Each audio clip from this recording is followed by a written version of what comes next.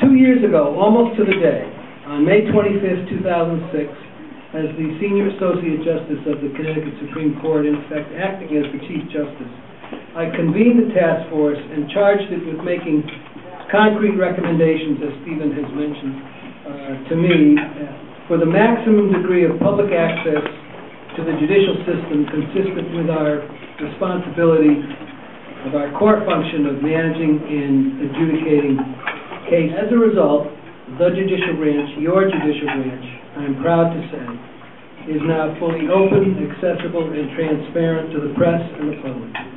Virtually all judicial meetings are open, including the meetings of the Rules Committee and the annual meeting of the judges. And their times and venues are published on the Judicial Branch website. Judicial records are open and available, many of them online.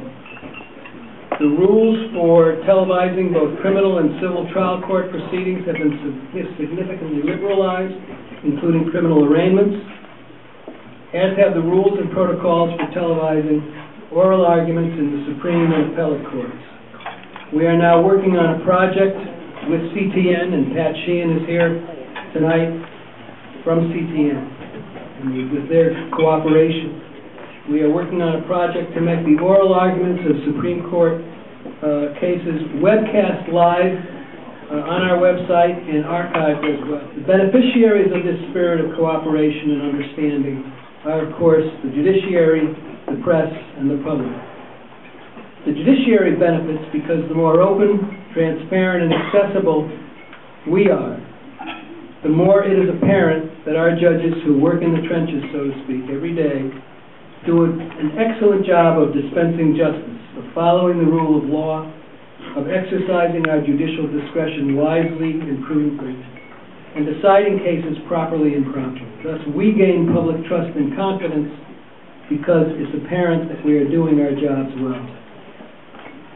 The press benefits from this new era because you can gain prompt access to the information that you need to do your job, because we in the judiciary are more sensitive to your needs, your need to get information in time for your deadlines, and your mission to inform your readers and viewers about their government.